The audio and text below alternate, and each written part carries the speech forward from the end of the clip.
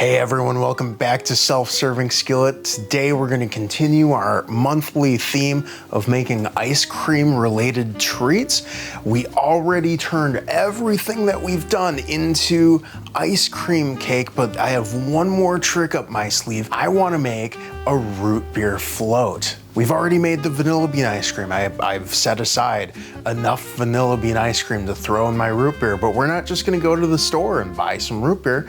We are going to make the root beer, and it's actually very simple. You're gonna have to buy some ingredients that you wouldn't normally have on hand, but I think it's very worth it. I spent about $50 on everything. Let me show you. Some sarsaparilla bark, some wild cherry bark, some sassafras root, and I don't know where my licorice root ended up. Long story short, I'm making some and I still have this much left. If you're really into root beer, this is not going to go to waste. You could probably make an entire barrel of root beer out of what I have here. Rough math tells me that that's about 40 to 50 cents per 2-liter bottle that you would normally buy it in the store with. And this is all fresh ingredients. These are all gonna taste amazing together. You're gonna get some flavors out of there that you never knew were quite there. And you get to mix and match your own blend. We're gonna start with this vanilla bean that I've already gotten the caviar out of so that we could make our vanilla bean ice cream. But guess what, that husk, that outer pod is going into our boiling water. And some people don't like to use vanilla bean in this, and they'll tell you that it takes too long to extract the flavors. By the time the flavors extract, the rest of the ingredients are over extracted and it gets bitter. Throw it in first. Throw it in first with some cinnamon. I'm gonna throw this cinnamon in. I like a little bit more extraction on this as well. And I'm not gonna break it up. I'm gonna leave it whole because I want to fish these out in about 20 minutes, 25 minutes. And while we're doing that, we get to work on the rest of our ingredients. This is ginger root. It's a root beer. This is ginger root. This is about 40 grams of ginger root, about 1.5 ounces, but you can just look at it there in my hand. You want about that much ginger root, and we're gonna chop this coarsely with the skin on, and make sure that you wash this, run this under some water with a brush, and just brush that dirt off. It grows into the dirt, people. Just like that. We want about 1/2 inch to 1/4 inch dice. It doesn't have to be exact.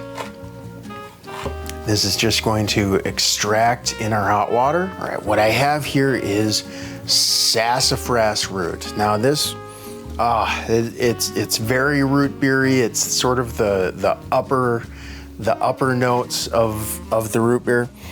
Oh, that smells so good. All right, so we're working with about 15 grams, about 3/5 of an ounce. And then we have here another very classic root beer flavor, which is sarsaparilla root with the bark on. All right, this is root beer. It's made of wood. It's made of plants. All right, and this is sort of the more bassy, the more aromatic notes of the root beer. And then I have a few more roots here I want to use. This is licorice root. Licorice root has sort of a sweetening power to it. It's gonna tie a lot of this together.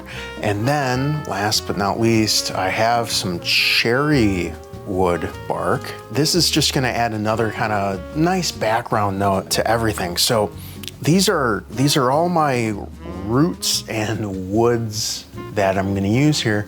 There are also 2 more ingredients that I'm gonna add after the fact. Once I strain all this off, I'm going in with 1/2 a little spoon of salt, and this is about 2 cups of brown sugar. So how do I know when the vanilla bean has extracted all of its flavor? Well, you could taste it, but it's boiling water, so don't do that. Or you could just look at it. The vanilla bean pod, the skin, has gotten puffy, it's retained a lot of water, it's lost a little bit of pigment.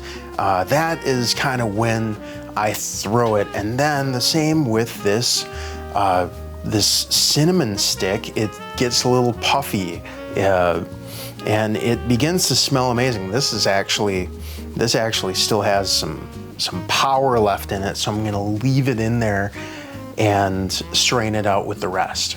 All right, now we're just sort of making tea. We're making root beer tea. So I'm gonna go in with my ginger root here, flop that in my hot water. We're just gonna let this steep for about 15 minutes. Sassafras root bark, there we go. Going in with that 10 grams of sarsaparilla. I think this is 6 or 7 grams of cherry, the 10 grams of licorice root, and we're just gonna put the top on. Set a timer, 15 minutes. You can walk away as long as your heat is off. In fact, turn your heat off, set your timer, go read a book or something. Oh man, this smells so good. Now this is root beer tea. This is a wonderfully sort of medicinal drink that you could have hot or cold. And I'm just gonna strain it through this mesh sieve. And this blue towel, this is just a bamboo paper towel, and I find it's really good for filtering like my cold press and things like that. But you can use a coffee filter if you'd like. You can use a cheesecloth, a nut bag, any of the above, any way to filter this out. Now to this, I'm gonna take my half a little spoon of salt, and I'm gonna take my 2 cups of brown sugar. If you don't have brown sugar, I've made brown sugar many times on the channel. In fact, this is made brown sugar. I just figure I've done that enough times. I'll find something that I've done somewhere where I make brown sugar and put it somewhere. I'm gonna turn my heat back on until the sugar is dissolved. Once your sugar is dissolved, I'm gonna bring it over to my cutting board here, and I'm gonna put some ice in. This is about 8 ice cubes. This is not going to throw off our ratios because we've probably boiled off about this much water. So I'm just going to melt those into this hot water. They're gonna become water themselves. It's a great trick when you wanna cool down something quickly that already has water in it. Just pay attention to how much water you put in, roughly what's gonna come out, or just start with less water and then bring it back up to your ratio with ice. We're gonna get this into a bottle. We're gonna label this bottle with what it is and the date, and it's very important to know how you're going to use this. Now, what I intend to do is to mix this with about 3 parts seltzer water. Then we would get much more of a soda root beer. What you could also do when this cools is introduce some sort of fermentation device to it. We're not gonna do that today because if you do, that yeast is gonna eat all that sugar, and our intention is to make root beer float. So if you make actual root beer, which is alcoholic, it's not gonna be very sweet. You're gonna have an alcoholic root beer and not very much sugar. This demonstration, which I'm gonna do here in a second, is how to make the soda, but it's the same base. All right, let's do this. So I have about this much of what I just made of my root beer concentrate. I'm just gonna top that with about 3 parts seltzer.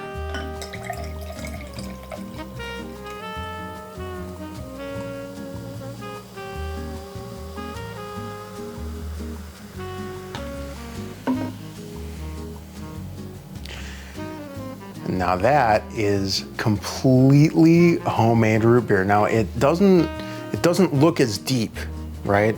As deep in color, but oh man, but this smells absolutely amazing. Oh man, yeah, it has so much flavor. It's deep, but it has bright notes to it too. You can taste the ginger coming through, that little hint of cherry. That sarsaparilla kind of lives over here, and the sassafras kind of lives over here. This is beautiful. This is aromatic. This is. This deserves ice cream. Let's get some ice cream on there. This is all that's left of that vanilla bean ice cream, and we're just going to roll it the best we can to try to get it down inside of that glass. All right.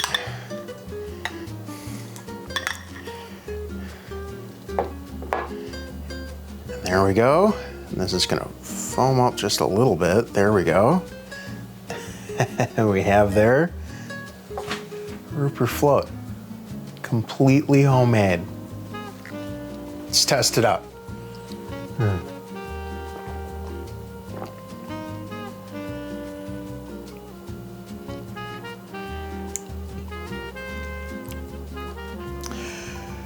This is the adult version of a childhood treat. This is so good. All right, guys, thank you so very much. Share this with someone who needs to see it. If you want to make root beer from scratch, root beer floats from scratch, ice cream, let me know in the comments below if you've made anything that we've made this month or in general, or if it's inspired you to make anything. I'll see you next week. Cheers.